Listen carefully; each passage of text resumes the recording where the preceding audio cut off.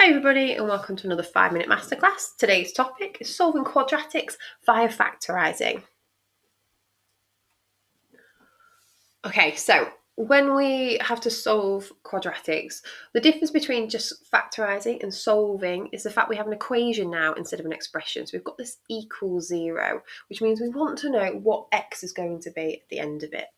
The other key thing to note here is that we have to solve by factorising. It's very explicit about that. So we can't complete the square or graph it or use the formula. It says by factorising, so that's what I must do. Now, remember, factorising means that we need to put our brackets in, and because it's a quadratic, it's going to follow the double bracket format. And it's going to equal 0 because my question says so. So remember, when we factorise a quadratic, if the x squared, coefficient of x squared equals 1, then we know that we can just put x and x into our brackets. And then what we need to remember is we multiply for the end, but we add for the middle. So we're multiplying to make negative 80, and we're adding to make 11. So we start with the factors of 80. So I've got 1 and 80, 2 and 40, 4 and 20, 5 and 16, and 8 and 10, and I'm looking for which of these could give me 11, and I'm going to use this 5 and 16. And the way I can get positive 11 from 5 and 16 is to have positive 16 and negative 5. And I can check that 16 times by multiply by negative 5 is negative 80, but 16 add negative 5 is positive 11. So I'm pretty sure I've got this factorising right. Now, sometimes that's where the question ends, if it just says factorise, but this question doesn't. It says solve. So we need to know what x must equal for it to equal 0. So remember what we've got here. We've got a multiplication. Everything in this first bracket multiplied by everything in the second bracket must equal 0. So for any multiplication to equal 0, the only way we can multiply by a number to get 0 is for that number or that value to be 0 itself. Which means that either x plus 16 equals 0 or that x minus 5 equals 0. So one of those brackets has to equal 0 for this whole thing to equal 0. So let's look at each one in turn. X plus 16 equals 0, something plus 16 equals 0. I would inverse that by, instead of adding 16, taking it away, which gives me an answer x equals negative 16. If I was to look over here, x minus 5 equals 0. To inverse this negative 5, we need to add 5 to both sides, which gives me the answer of x equals positive 5. So I've got two solutions here. Either x equals negative 16 or x equals 5. Okay.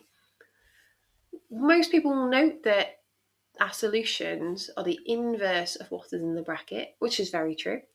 And we just have to remember why. We want it to equal 0, so therefore we're undoing what's happening to it, and we get that inverse to cancel it out.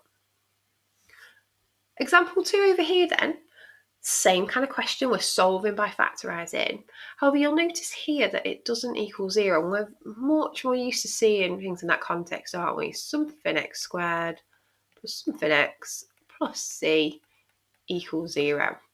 So if our equation doesn't equal 0, we need to make it equal 0 by rearranging our equation. So I've got x squared equals 3x plus 28. I'm going to take away 3x and take away 28 from both sides to keep it equivalent. And if I do that, I get x squared minus 3x minus 28 equals 0. And this is in a format that I'm much more used to seeing and I'm much more confident solving. So a reminder of what we're looking for, we're solving by factorising, so it's a double bracket. And to get x squared, we have to have x and x. And to get our other two terms in these brackets, we're looking for two numbers that multiply to make negative 28 and add to make negative 3. We consider our factors of 28. So I've got 1 and 28, 2 and 14, and 4 and 7.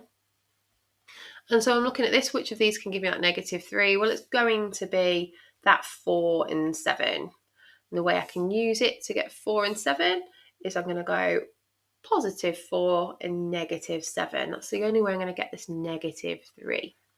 So using this 4 and 7, I'm going to go +4, -7. I can check that. 4 times -7, -28. Excellent. 4 take away 7, -3. So I know I'm on the right track. Now we're not finished. Remember, we need to solve it. We're interested in what x equals. So either x plus 4 equals 0 or x minus 7 equals 0. If x plus 4 equals 0, that gives me a solution of x equals -4. If it was x minus 7, then that would give me a solution of x equals +7. I've got my two solutions, so I know I'm done.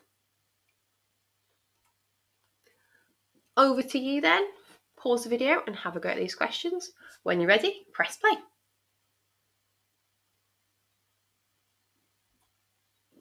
Mark your work. I hope you've been successful. Notice on question 4, I have two solutions that are the same. So in fact, I only have one solution. That's absolutely fine.